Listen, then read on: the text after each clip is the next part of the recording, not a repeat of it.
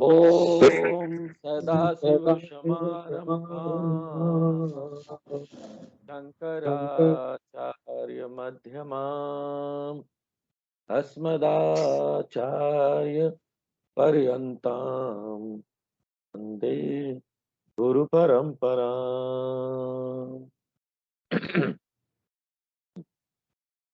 हम लोग रमन महर्षि द्वारा रचित ग्रंथ का अध्ययन कर रहे हैं। आगे आज पांचवा और छठा शुरू कर चुके थे पहले, एक बार पढ़ते।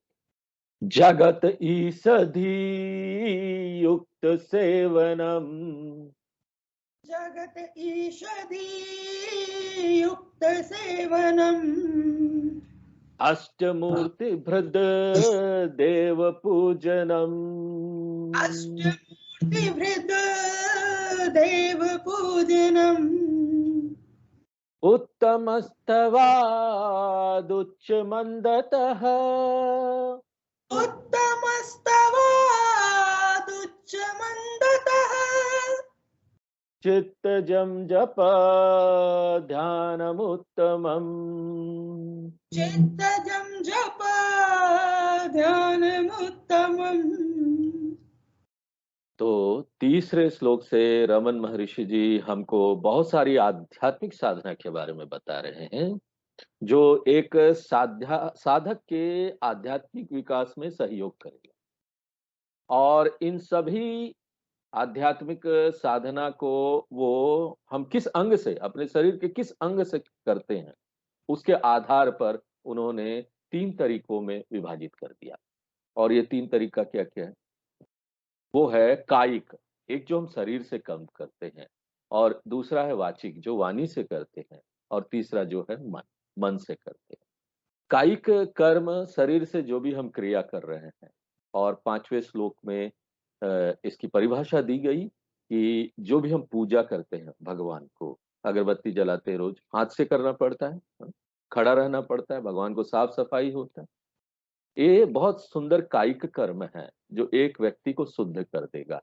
और ये पूजा 2 तरीके का होता है। एक डायरेक्ट होता है, जो औपचारिक रूप से हम पूजा करते हैं, एक विशेष समय पर करते हैं, अपने पूजा रूम में करते हैं या मंदिर में करते हैं। और जैसा शास्त्रों में बताया गया है, पंचायतन पूजा है, षोडश उपचार पूजा है, नित्य संध्या वंदनम है, वैसा करते हैं। या फिर अगर हमको नहीं आता है, शास्त्रों में कैसे बताया गया हमको नहीं पता है, तो हम एक अगरबत्ती जला देते हैं अपने हिसाब से, जैसा हमको पता है, हमारे माँ बाप ने परंपरा से जैसा हम समझ में आया। तो ये सीधा सीधा भगवान को पूजा है। और दूसरा तरह का जो शरीर से पूजा हम करते हैं भगवान को, वो सीधा सीधा नहीं है। तो रमन महर्षि जी यहाँ पर इसी के बारे में बता रहे हैं। अष्टमूर्ति भृद देव पूजन, आप भगवान की पूजा करो, देव पूजनम कुरु। और किस तरह का भगवान? अष्टमूर्ति भृद देव, भगवान जो अष्टमूर्ति, जो इन 8 रूप से संपन्न है। कौन कौन से 8 रूप है? पंच महाभूत 5 हो गए, फिर सूर्य देवता, चंद्र देवता, और जितने भी प्राणी, ये 8 हो गए। तो इस तरह से हम पूरी सृष्टि का पूजा करेंगे, विश्व रूप का पूजा करेंगे। एक मंदिर में सिर्फ भगवान को नहीं देख रहे, ये देखिए दूसरे श्रेणी का पूजा है। आप परिपक्व हो रहे, आगे बढ़ रहे हैं, पहले मंदिर में भगवान को देखते थे, अब पूरे संसार में देख रहे हैं, भगवान का विश्व रूप पूजा करते हैं। और बोल रहे रमन महर्षि जी बोल रहे जगत सेवनम, जगत की सेवा करके।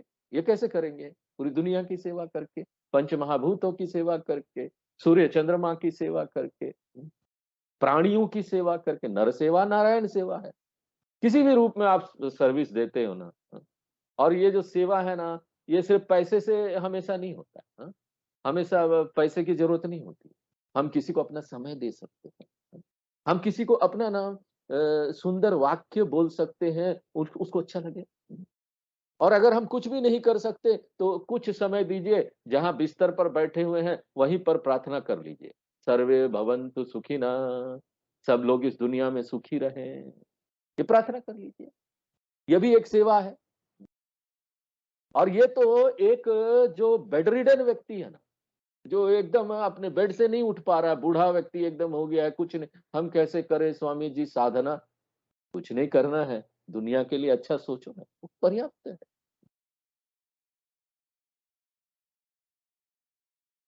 और फिर लोका समस्ता सुखिनो भवन्तु, इतना सिर्फ प्रार्थना कर दिया, पूरे दुनिया के लोग सुखी रहे, इसलिए जगत सेवन। और जगत सेवन हम कैसे करना है? ईसधी युक्त, ईश्वर अर्पण भावना से हमको जगत की सेवा करना है।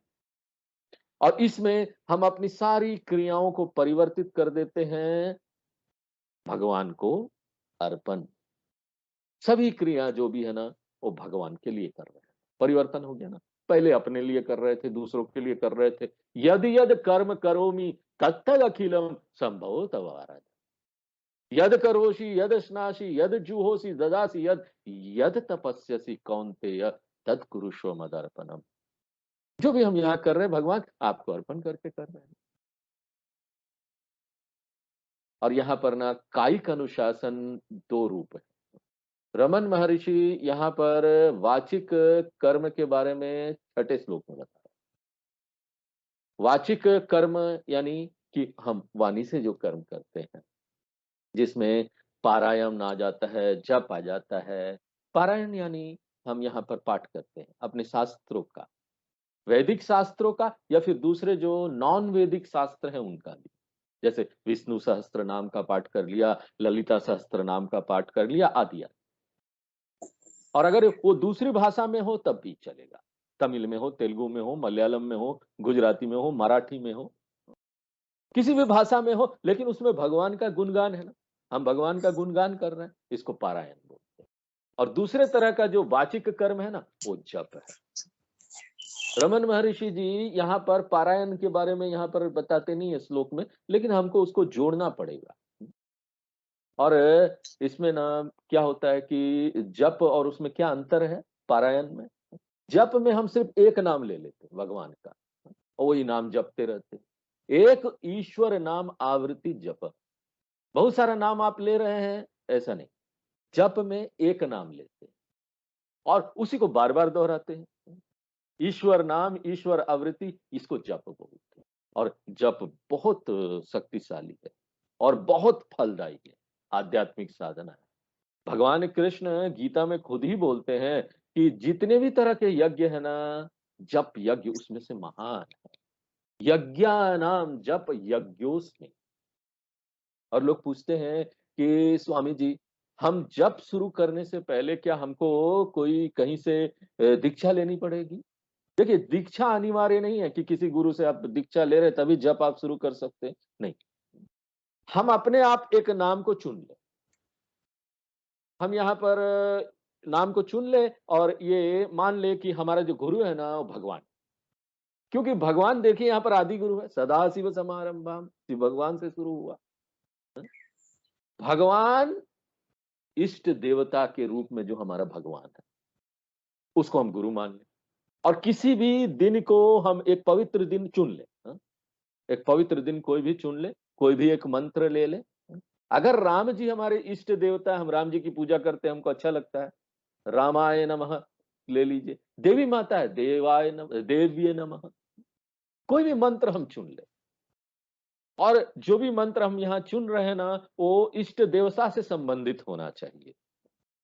क्योंकि इष्ट देवता वो देवता है जिसे हम ना प्राकृतिक रूप से हम जिसके प्रति आकर्षित हो जाते हैं। देखिए, सब लोग ना कहीं बचपन से या किसी एज में आकर ना एक भगवान से उनको बड़ा प्रिय हो जाता है। कई लोग शंकर भगवान को बहुत पसंद करते हैं, कई विष्णु भगवान, कृष्ण भगवान, जिस जो भी इष्ट आपके, उनको चुन लीजिए, क्योंकि उसमें ज्यादा आपको मेहनत नहीं करना पड़ेगा ना, प्राकृतिक रूप से आप पहले से जुड़े हुए हैं उससे। और अगर कुछ नहीं तो फिर कुल देवता को चुन लीजिए। हर एक परिवार में एक कुल देवता होता है, ये कुल देवी होता है उसको चुन लीजिए। या फिर गांव का एक देवता होता है, उसको चुन लीजिए। अगर कुछ भी आप नहीं कर पा रहे, समझ नहीं पा रहे ना, बहुत सारे देवता का नाम लिख के एक पेपर में ऐसा ऐसा ऐसा करके एक डब्बे में रख के उसको, उसमें से एक नाम निकालिए। चलो भाई, ये नाम हमने चुन लिया। और अपने आप को दीक्षा दे दीजिए भगवान की कृपा से। हाँ? हम अभी शुरू करने जा रहे हैं, आवृत्ति नाम जप। और सबसे अच्छा जो संख्या होता है ना नाम जप करने का, वो 108 बार एक दिन। अगर एक व्यक्ति के पास ज़्यादा समय है, तो उसको 3 बार, 4 बार करे, 5 बार करे, लेकिन कम से कम 108 बार एक औपचारिक जप होना चाहिए। औपचारिक यानी एक खास समय देकर बैठकर, हाँ, जैसे-तैसे घूमते हुए नहीं, वो कम से कम 108 बार। उसके बाद आप जितना कीजिए, अनौपचारिक रूप से कितना बार भी आप जप कीजिए। चलते हुए, सोते हुए, किसी भी तरह से आप हैं। ये अनौपचारिक 108 बार के बाद जो अनौपचारिक जप होगा उसमें कोई शर्त नहीं है। आप कैसे भी कर सकते। आप उसको नहाते-नहाते बाथरूम में चैंट कीजिए, टॉयलेट में चैंट कीजिए, कोई कोई बात नहीं। लेकिन जो आप औपचारिक जप कर रहे हैं ना, वो कम से कम ना उसमें जब आप बैठे एक जगह पर विशेष समय देकर, तो सारी क्रियाएँ समाप्त होनी चाहिए। सिर्फ जप, विशेष रूप से जप होना चाहिए। एक कंपल्सरी रूटीन होना चाहिए। रोज का नियम होना चाहिए कि इस समय हम बैठेंगे और इतना समय देंगे और कम से कम 108 बार जप होगा। जिस तरह से हम यहाँ खाना खाते हैं ना, हमारे शरीर को बचाए रखने के लिए खाना खाना ज़रूरी है, पोषक तत्व ज़रूरी। उसी तरीके से ना मंत्र जप अनिवार्य है, ताकि ना हमारे आध्यात्मिक शरीर को पोषक तत्व मिलता रहे और ये जिंदा रहे। जिस तरह से एक भौतिक शरीर को खाना बचाए रखता है, उसी तरीके से एक आध्यात्मिक शरीर को जप बचाए रखता है। रोज ज़रूरी, खाना जैसे खाते हैं ना वैसे। जिस तरह से एक भावनात्मक शरीर को प्रेम चाहिए ना, लोग बोलते हैं, बच्चे को अगर प्रेम नहीं दीजिए ना, वो मर जाएगा। और कोई कोई भी एक यज्ञ ले लीजिए और उसको नियम से कीजिए उसी समय, उसी दिन। और सबसे आसान तो जप यज्ञ है ना। और ये बहुत अनिवार्य है आध्यात्मिक विकास के लिए, और आध्यात्मिक बढ़त होता रहे हमारा। और एक बार हमने नाम चुन लिया, समय चुन लिया और जगह चुन लिया कि कहाँ करेंगे। देखिए ये सब जो डिटेल है ना, रमन महर्षि जी यहाँ नहीं बताते हैं। वो अलग-अलग जगह हमारे ही शास्त्रों में उसके बारे में बताया गया है। हम एक उचित आसन पर बैठे और उसके बाद हमारा अपना आसन होना चाहिए, स्वयं का, हाँ? वो रखिए, उचित आसन पर बैठिए। और ना जो भी इष्ट देवता है हमारे, उसका आह्वान कीजिए, मंत्र जपते हुए।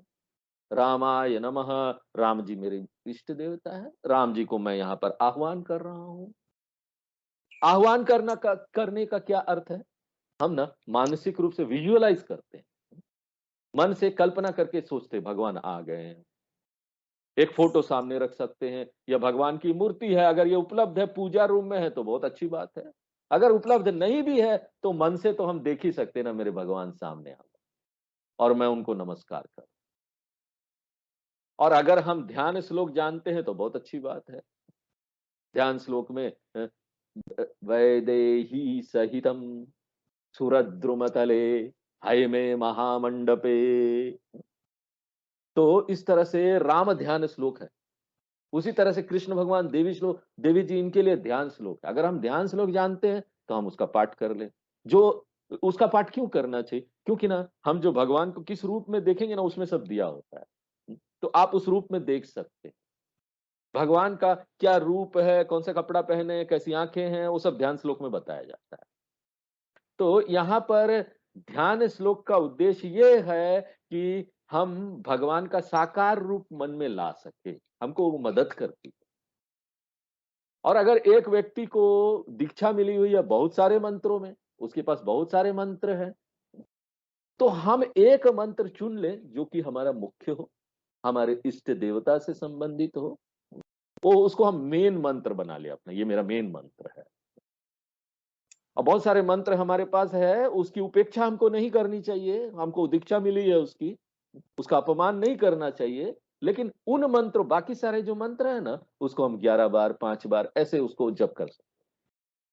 लेकिन जो मुख्य मंत्र है, जो आपके इष्ट देवता से संबंधित है, उसका ज़्यादा बार करेंगे, उसको ज़्यादा दोहराएँगे।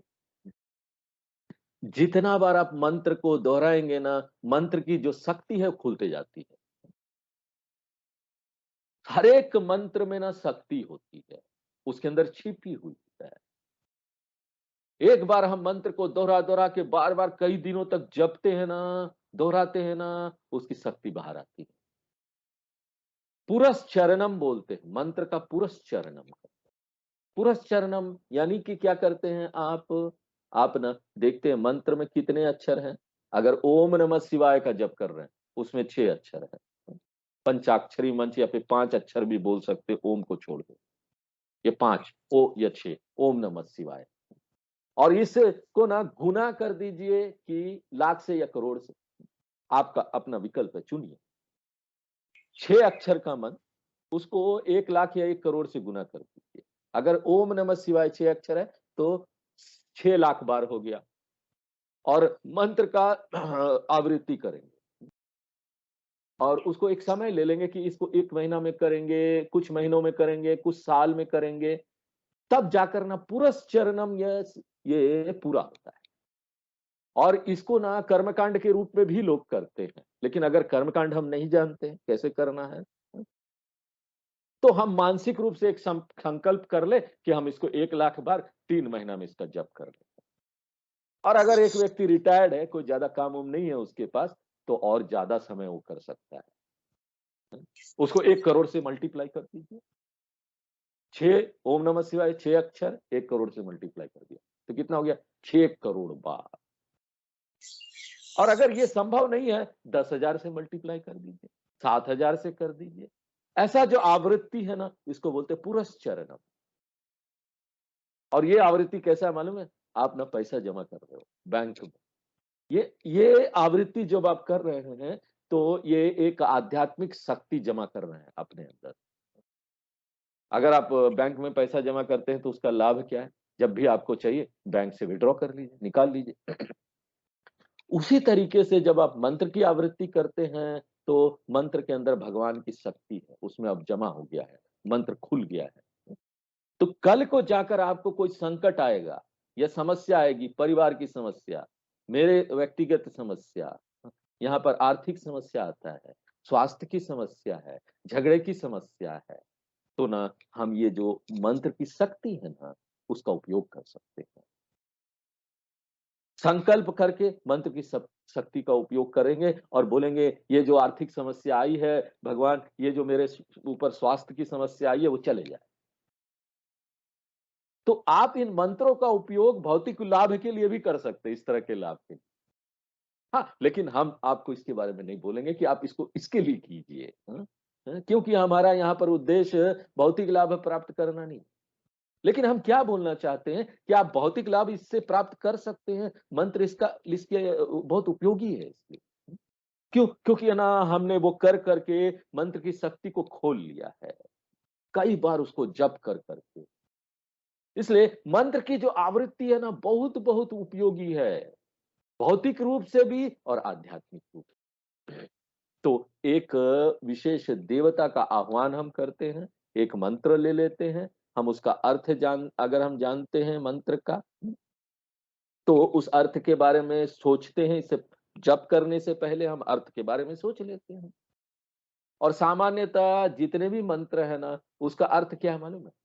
उसका अर्थ है मैं भगवान को शरणागति करता हूँ। शरणागति मुख्य सभी मंत्रों में, ज्यादातर मंत्रों में यही अर्थ है, शरणागति, जितने भी मंत्र। ओम नमः शिवाय का क्या अर्थ है? मैं भगवान को शरणागति करता हूँ। ओम नमो नारायण, यानी मैं विष्णु भगवान को भगवान नारायण को शरणागति करता हूँ। और शरणागति का क्या अर्थ है?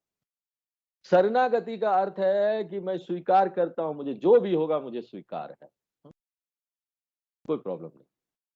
मेरे साथ हो, व्यक्तिगत रूप से मेरे परिवार के साथ हो, मेरे व्यावसायिक जीवन में हो, जहां मैं काम करता हूं, जो भी होगा भगवान की इच्छा मैं स्वीकार करता हूं। यही शरणागति। अगर मैं ये तैयार हूं स्वेच्छा से इसको स्वीकार करने के लिए, भगवान की जो इच्छा है उसको स्वीकार करने के लिए, ये शरणागति। ये एक वचन है, मैं भगवान को दे रहा हूं ये मंत्र पढ़ के, शरणागति। ज्यादातर मंत्रों का यही अर्थ है। तो ये अर्थ के ऊपर हम विचार करते हैं। हम जो हमारे इष्ट देवता है उसके सोच लेते हैं और चारों तरफ का वातावरण बहुत दिव्य बना लेते हैं कि ये चारों तरफ का वातावरण बहुत दिव्य है। एक बार इस तरह का वातावरण तैयार हो गया, भगवान मेरे सामने है, अर्थ भी हमने सोच लिया है, हम उसके बाद जप शुरू करते हैं। क्षमा कीजिए। और ज़रूरत है तो शुरू में ना कुछ बार तक उच्च स्वर में आप इसको बोलिए, ताकि ना मंत्र की गति तय हो जाए, पेस, मंत्र की गति तय हो जाए। और सिर्फ गति नहीं, किंतु श्रुति और धुन भी तय हो जाए। इसलिए कुछ बार तक जोर से बोलिए, ऊँची आवाज़ में, उच्च। उसके बाद मैं रुकता हूँ और उस मंत्र को मानस जप में परिवर्तित कर देता हूँ। देखिए, जप के समय में मैं यहाँ पर जो हमारे इष्ट देवता है विचार पूर्वक उसके बारे में नहीं सोचता। क्योंकि मन जो है ना एक ही काम एक बार में कर सकता है विचार पूर्वक। अगर आप उस इष्ट देवता के मंत्र के बारे में मंत्र ही चलता रहेगा। उसके बारे में विचार पूर्वक आप सोचते रहिए। एक ही काम कर सकते हैं ना, तो मंत्र के बारे में सोचते रहिए। तो आपको निर्णय लेना पड़ेगा कि आप भगवान के बारे में सोचना चाहते हैं कि आप मंत्र के बारे में, या फिर आप मंत्र के अर्थ के बारे में सोचना चाहते हैं। देखिए, शब्द अर्थ से एकदम अलग। अगर आप शब्द के ऊपर अपना ध्यान केंद्रित कर रहे हैं, तो आप अर्थ के ऊपर नहीं कर सकते हैं। और अगर आप अर्थ के ऊपर अपना ध्यान केंद्रित कर रहे हैं, तो शब्द के ऊपर नहीं कर सकते। इसलिए देवता, शब्द, अर्थ, हम इन तीनों में से कोई एक को चुनें। देखिए, जप के समय में महत्व सिर्फ मंत्र के शब्दों का होता है। जप हमेशा शब्द प्रधान है, जप अर्थ प्रधान नहीं है। हम यहाँ पर उस आध्यात्मिक शक्ति का उपयोग कर रहे हैं जो मंत्र की ध्वनि में है। जप में हम उस आध्यात्मिक शक्ति का उपयोग करते हैं जो ओम नमः शिवाय की ध्वनि में है। और ना आपने इसको किसी और भाषा में अनुवाद भी नहीं कर सकते, क्योंकि आप अनुवाद करेंगे तो शब्द चला जाएगा, शब्द की ध्वनि चली जाएगी। हम उस शब्द को बनाए रखना चाहते हैं। इसलिए जब एक बार हम जप शुरू करते हैं, तो हमारा फ़ोकस ओम नमः शिवाय में हो। हाँ, और मौन भी है यहाँ, 2 मंत्रों के बीच में मौन होता है ना, एक बार ओम नमः शिवाय बोल के दूसरा बार जाओ उसके बीच में मौन है।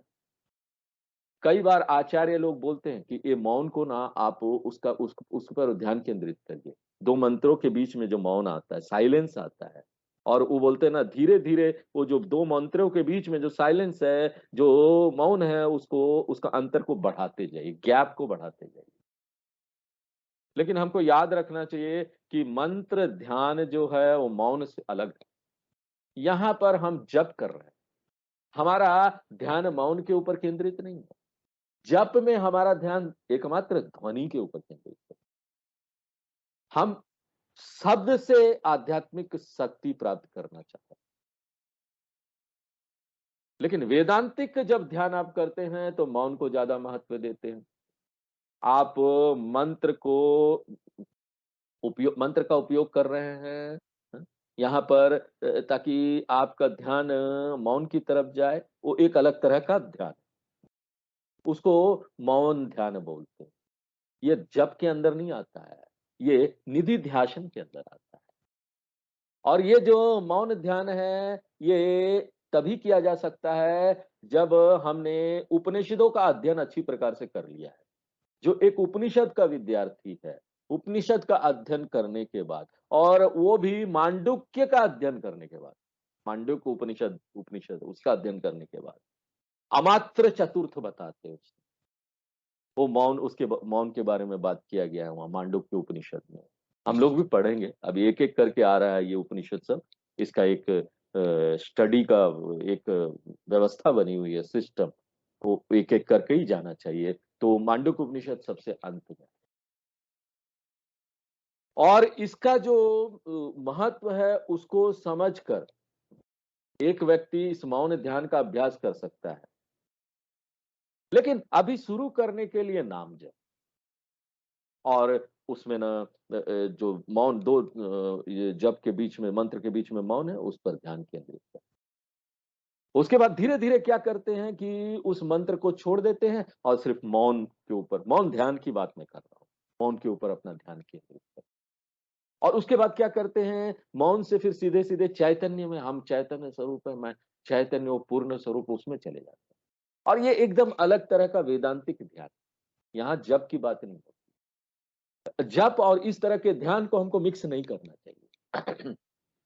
इसलिए जप में ना हम मौन के ऊपर ध्यान केंद्रित नहीं करते हैं कि, और हम ना वो गैप जो है ना 2 मंत्रों के बीच में जब एक अंतर आता है उसको बढ़ाते भी नहीं है। हम सिर्फ अक्षर की ओर देखते हैं और अंत में भी ना हम ध्यान श्लोक का पाठ करते हैं और उसके बाद जो भी हमारे इष्ट देवता उसको नमस्कार। कई लोग माला का उपयोग करते हैं सुविधा के लिए, लेकिन माला विकल्प है भी तो ठीक, नहीं भी कोई बात नहीं। अगर आपको सुविधा लगता है माला तो माला का उपयोग कीजिए, नहीं तो आप ना उंगलियों से भी जप कर सकते हैं। तो इसको बोलते हैं मंत्र जप और ये बहुत-बहुत महत्वपूर्ण साधना है। सिर्फ ये हिंदू धर्म में नहीं, जप ना यहाँ पर क्रिश्चियन धर्म है, इस्लाम धर्म है, ये सब के जो मानने वाले अनुयायी हैं, वो भी जप का अभ्यास करते हैं। और रमन महर्षि जी यहाँ पर उसी जप की बात कर रहे हैं और बोल रहे हैं ये जप 3 स्तर पर हम कर सकते हैं। एक तो उच्च जप है, एक मंद जप है और एक मानस जप है, 3। उच्च जप मीन्स यानी हम ऊंचे आवाज में ये कर रहे हैं, ऊंचा बोल-बोल के। हम ही नहीं, अगल-बगल के पड़ोसी भी शायद सुन रहे होंगे, कि घर के लोग तो सुनते ही, अगर आप बोल के करेंगे। उसके बाद मंद जप है। मंद जप हम कैसे करते हैं? फुसफुसाते, फुसफुसा के करते हैं, हल्के। हम उसको सुन सकते हैं लेकिन दूसरा नहीं सुन सकता। और अंतिम जो है मानस जप है, वो प्योरली मेंटल चैंटिंग, मन से हम करते हैं। यहाँ तक कि कंठ भी नहीं हिलता है उसमें। ये इस तरह का जप होता है ना जो दूसरा नहीं सुन सकता, हम भी नहीं सुन सकते। मंद जप को हम लोग क्या बोलते हैं? उपांशु जप भी बोलते हैं।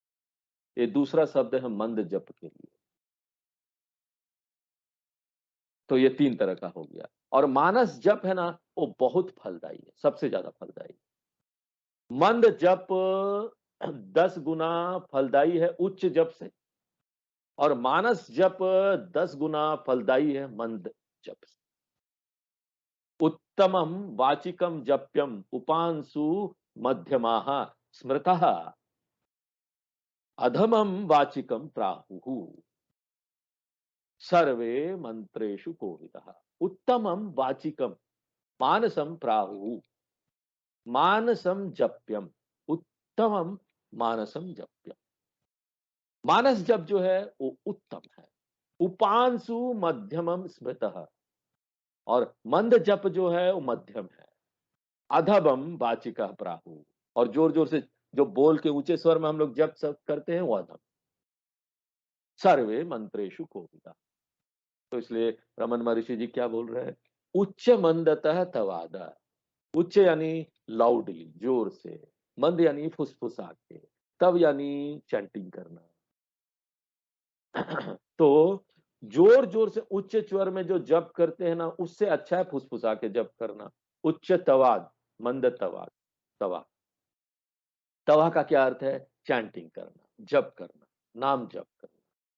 किसका नाम? उत्तम। उत्तम यानी ईश्वर को बोल रहे हैं। उत्तम शब्द ईश्वर के लिए प्रयोग हुआ है। तो उत्तम स्तवाद यानी ईश्वर का नाम जप, और 2 रूप में, उच्च और मंद। उच्च यानी जोर जोर से बोलना, मंद यानी फुसफुसा के बोलना। और इन दोनों से उत्तम क्या है? चित्त जम जपम। चित्त जम उत्तमम। मेंटल जप, मानसिक जप जो है वो उत्तम है। और देखिए व्यवहारिक रूप से भी अच्छा है, क्योंकि यहाँ पर हम ना मानस जप कर रहे हैं ना, तो दूसरे लोगों को डिस्टर्ब भी नहीं कर रहे। और ये मानस जप ना एक बहुत सुंदर ध्यान का तरीका है। ये सिर्फ जप है, लेकिन एक रूप, एक ध्यान का भी एक रूप है। इसलिए हम इसको जप ध्यान भी बोलते हैं।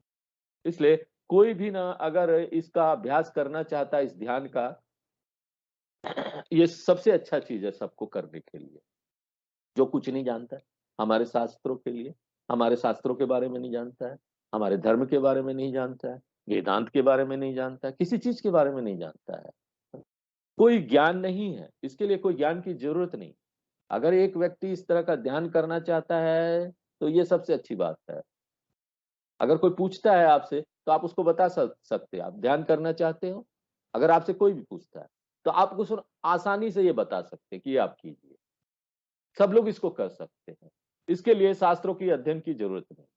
तो किस तरह से आप किसी को बताएंगे ये जो ध्यान है? उसको पहले बोलिए आप नाम ले लीजिए, कोई भी नाम, और उसको मन से ना उसका जप करना शुरू कीजिए।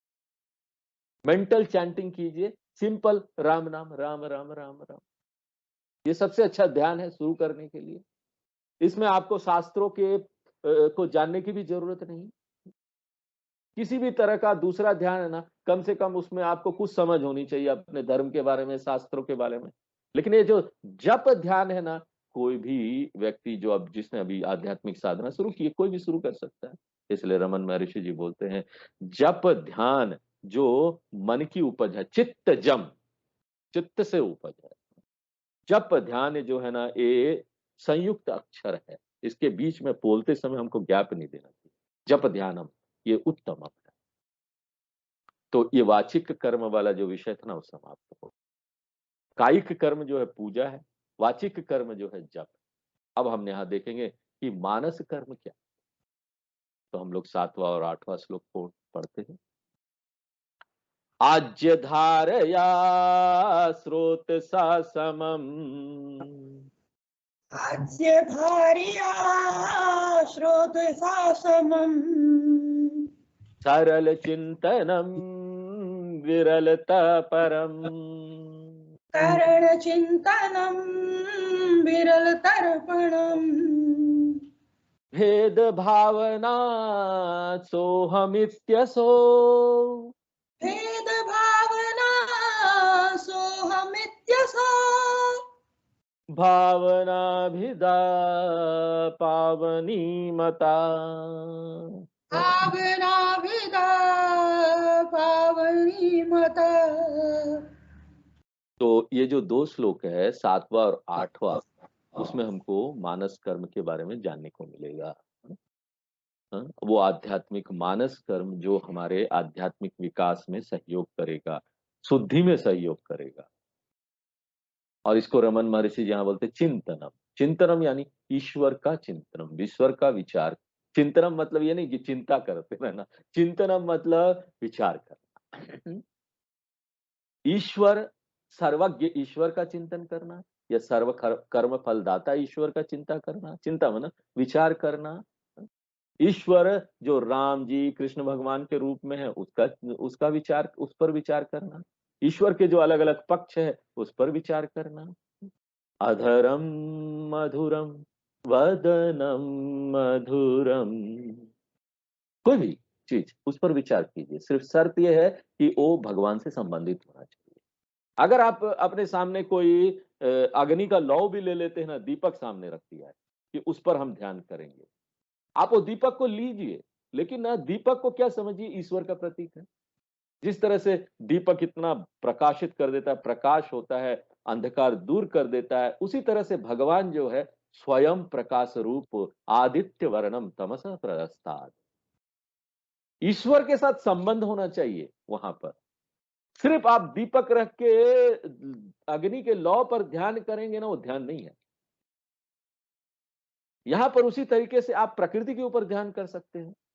यहाँ पर देखिए पेड़ पौधे हैं, यहाँ पर पहाड़ है, यहाँ पर पंछियां हैं, यहाँ पर सुंदर सुंदर फूल है। नेचर के बारे में सोचिए, प्रकृति के बारे में सोचिए, वो भी ईश्वर ध्यान है। या फिर आप ना देखिए कि प्रकृति के पीछे जो एक सत्ता है, जो बुद्धिमान सत्ता जो इन सबको चला रहा है, उस वो देखिए प्रकृति। वो देखिए किस तरह से सामंजस्य के साथ ये पूरी प्रकृति काम कर रही है। सिर्फ प्रकृति के बारे में सोचना वो ध्यान नहीं है, लेकिन प्रकृति को हम जब ईश्वर से जोड़ते हैं और विचार करते हैं, तब वो ध्यान है। या तो आप प्रकृति को ईश्वर देखिए, ये विश्व रूप ध्यान है। या आप देखिए कि प्रकृति के पीछे एक बुद्धिमान सत्ता है जो इसको चला रही है, वो ईश्वर, वही हम इसमें देख रहे हैं। किसी न किसी रूप में ईश्वर के ऊपर हमको ध्यान करना है। क्राइटेरिया यही है, उद्देश्य यही है। यहां तक कि आप अपने परिवार के सदस्य को ले लीजिए, उसमें भी कोई गलत बात नहीं है। अपने माँ को ले लिया, अपने पिताजी को ले लिया, अपने बच्चे को ले लिया, बहुत प्रेम है ना आपको अपने बच्चे से, तो वो ले लीजिए।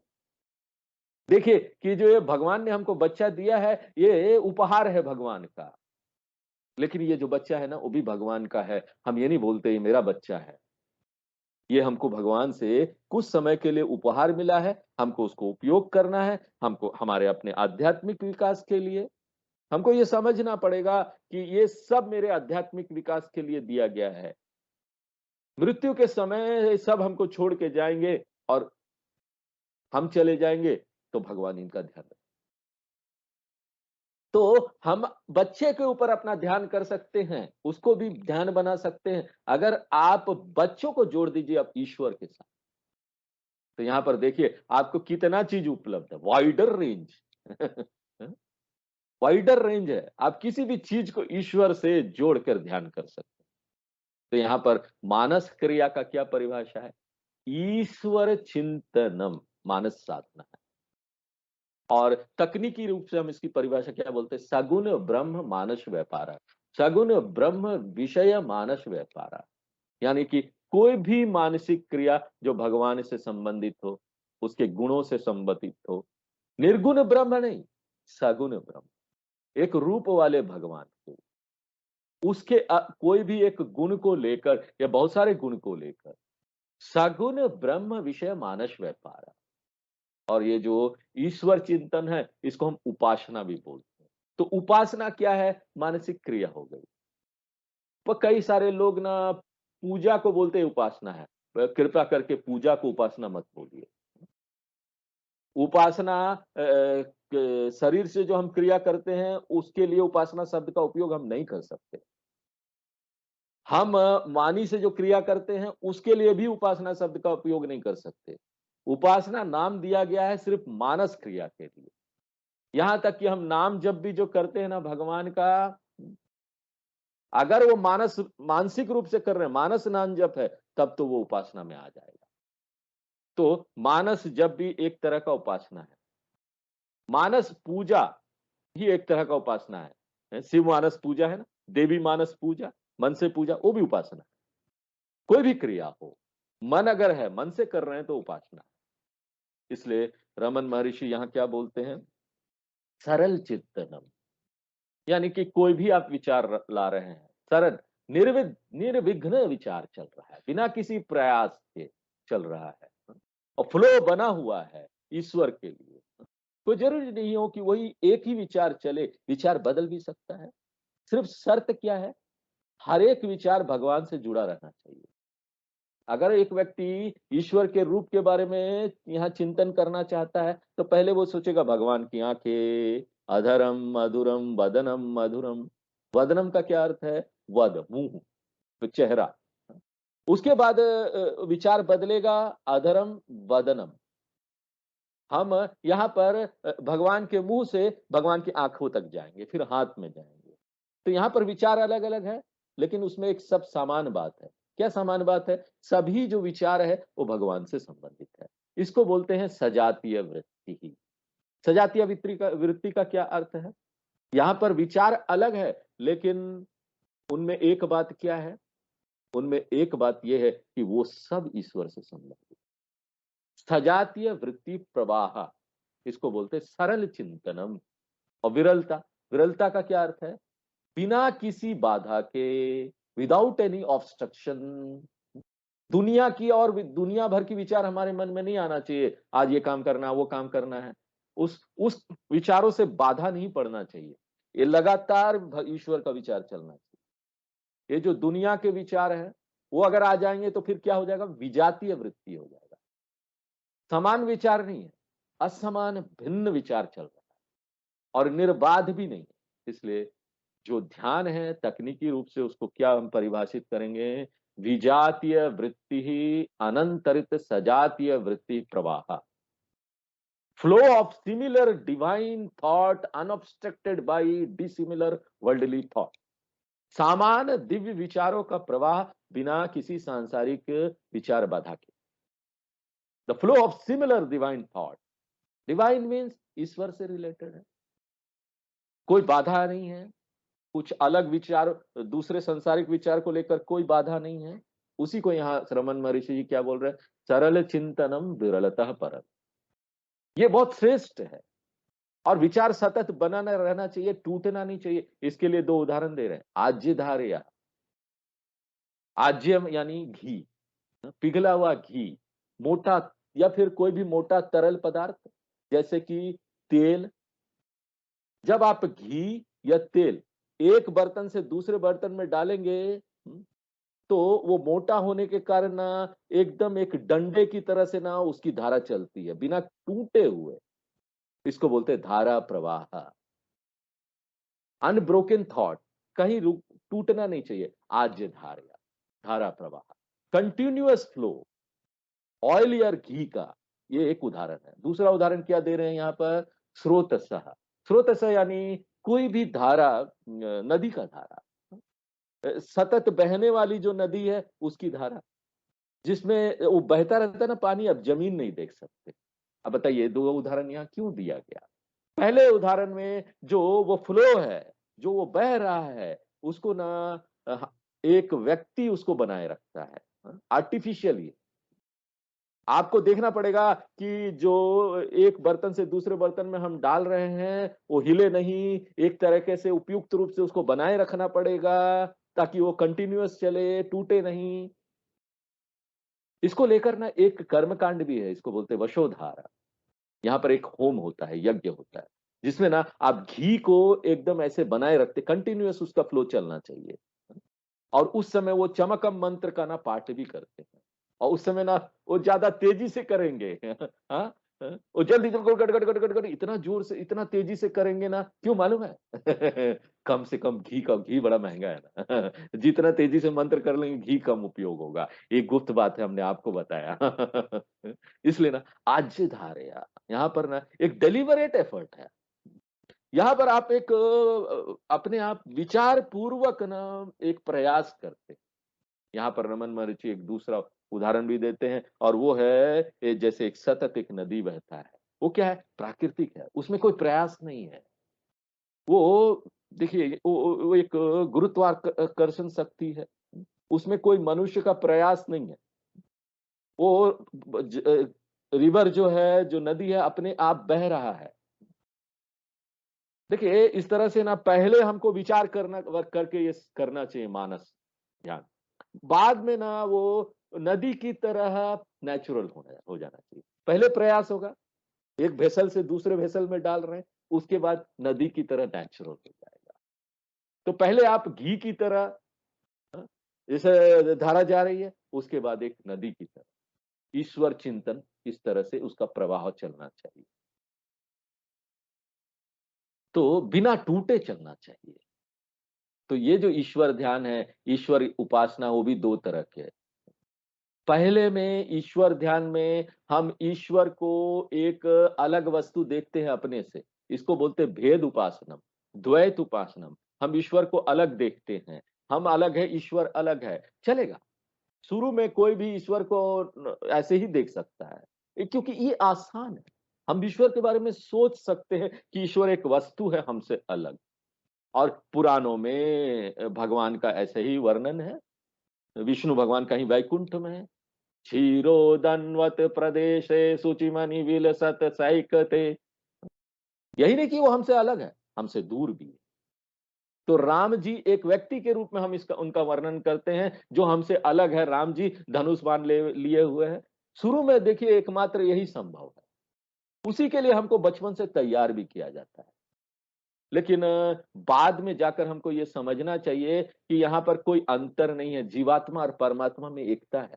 हमने तत्वबोध में पढ़ा था ना, कैसे जीवात्मा परमात्मा में एकता है। अगर अंतर देखेंगे तो द्वैत है, उसमें सीमा आ जाती है, हम सीमित हो जाते हैं, संसार से बंध जाते हैं। हम अपने लिए ही संसार नहीं बनाते हैं, ईश्वर को भी हम सीमित कर देते हैं। इसलिए दूसरा जो उच्च स्थिति है ना उपासना का, उसमें हम भगवान को स्वयं देखते हैं। हम कहीं भगवान का आह्वान किसी पत्थर में या किसी फोटो में या किसी मूर्ति में ऐसे नहीं करते हैं। ये तो आलंबनम लेना हुआ। हम अपने आप को ही भगवान। देखिए, यहाँ पर रोज का जो संध्या वंदनम करते हैं उसमें ये हमारे शास्त्रों में ये बताया गया, निर्धारित करा किया गया। क्या बोलते हैं? असावादित्यो ब्रह्म ब्रह्मेवाहमस्मि।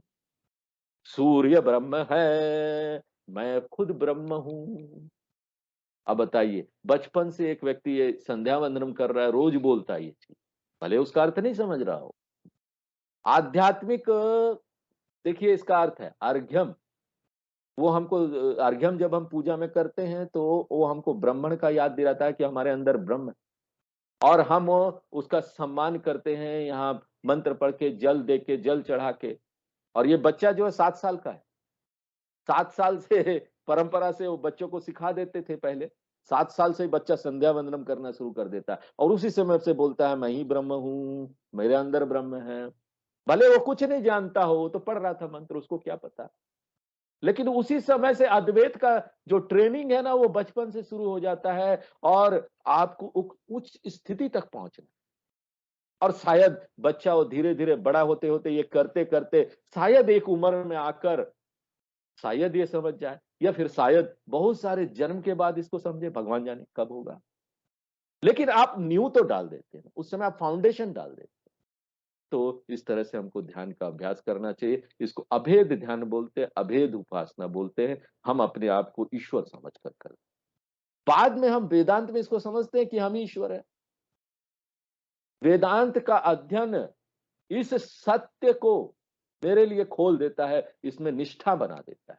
लेकिन सत्य को समझने के लिए ना, उसके लिए हमको बहुत दिनों तक ज्ञान का श्रवण करना पड़ता है, मनन करना पड़ता है, निधि ध्यासन इसकी जरूरत है। लेकिन अभी इस क्षण ये मेरे लिए सत्य नहीं है। हम सिर्फ एक कल्पना कर रहे हैं कि हम ही ईश्वर हैं। इसलिए देखिए हमारी यहाँ पूजा होता है ना, तो अंग न्यास, कर न्यास, ये एक प्रोसेस है। अंग न्यास, कर न्यास। हमको यहाँ पर देखिए हम करते लघु न्यास, महान्यास। महारुद्रम से पहले, अति रुद्रम से पहले कर्मकांड में ये करते हैं। लघु न्यास, महान्यास। न्यास का क्या अर्थ होता है? आप अपने शरीर के अंग में देवता का आह्वान करते हैं। क्या बोलते हैं? अंगुष्ठाभ्याम नमः, तर्जनीयाभ्याम नमः। अंगूठे में हम भगवान को बुला रहे हैं, अपने अंगुली में भगवान को बुला रहे हैं, उसमें हम भगवान देख रहे हैं। उद्देश्य क्या है? यही बताना कि आप भगवान से अलग नहीं है। इसी को बोलते हैं ना अभेद उपासना। और रमन महर्षि जी बोलते हैं अभेद उपासना जो है ना, वो श्रेष्ठ है वेद उपासना से। क्योंकि अभेद उपासना एकमात्र हमको अहम ब्रह्मास्मि के लिए तैयार करता है। नहीं तो हम ना अहम ब्रह्मास्मि बोलने में डरेंगे, कांपेंगे। हमारे मन को तैयार करता है ताकि ना हम इस महान चीज पर ना अपना दावा ठोक दे एक दिन। हम ये नहीं बोले हम भगवान के दास हैं, हम तो कुछ नहीं, हम बेकार है, भगवान आपके सामने बहुत छोटे हैं, दास हैं। कब तक हम अपने आप को ऐसा नीचा देखेंगे? मोक्ष वो है, स्वामी बनिए। ये स्वामी बनना ही मोक्ष है। आपके अंदर से दास भाव खत्म होना चाहिए। ये जो गुलामी की भावना है वो खत्म होना चाहिए। मैं कोई दास नहीं हूं, मैं यहाँ जगत कारणम, मय्येव सकलम जातम, मयि सर्वम प्रतिष्ठितम। इसलिए रमन महर्षि जी बोलते हैं अभीद भावना। दूसरे लाइन में है ना, भावना अभिदा, अभिधा भावना, अभेद उपासना।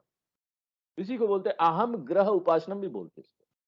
जहां पर अपने आप को हम भगवान देखते हैं। अभीद यानी अभेद, भावना यानी यहाँ विचार करना, चिंतन, उपासना। और इसका प्रकृति कैसा होगा, कैसा करना है? सोहम इत्य सोहम सो, मैं वही हूं, मैं वही हूं, ऐसे करना है। मैं ईश्वर से अलग नहीं हूं, मैं ईश्वर का भाग तक नहीं हूं। हमको ये भी नहीं बोलना है मैं ईश्वर का अंग हूं, नहीं, मैं साक्षात ईश्वर। इसको बोलते सोहम सोहम, वही ईश्वर हम है। इति असौ भावना अभिधा भावना। ये पावनी मता है। रमन महर्षि जी क्या बोल रहे हैं?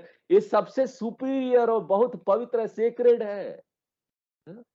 पाप नहीं है। कई लोग बोलते हैं अरे पाप है अपने आप को भगवान बोलना। अब हम नहीं बोल रहे, देखिए मेरा बात नहीं है, मैं अपनी तरफ से कुछ नहीं बोल रहा। रमन महर्षि बोल रहे हैं पावनी मता, बहुत पवित्र मत है। द्वैत का जो साधना आप करते हैं, उपासना करते हैं, बहुत नीचे दर्जे का है। हम भगवान को अपने आप से अलग देख रहे हैं, लेकिन जरूरी है वो। क्यों? वो स्टेपिंग स्टोन है, वो एक सीढ़ी है। वहां नहीं आएंगे तो आगे भी नहीं बढ़ेंगे। सबको शुरू वहां से करना पड़ता है, एक भगवान को देखकर, मूर्ति में देखकर, लेकिन वहां रुके मत रहो। वो भेद उपासना में रुके नहीं रहना है, हमको ग्रेजुएट होना है, आगे बढ़ना है, परिपक्व होना है, अभेद उपासना में आना है। और ये ना बहुत श्रेष्ठ मत है, पवित्र मत है। रमन महर्षि जी का ये ओपिनियन है, ये शास्त्र भी यही बोलती है, ये मैं अपनी तरफ से नहीं बोल रहा। आगे हम लोग नेक्स्ट क्लास में देखेंगे।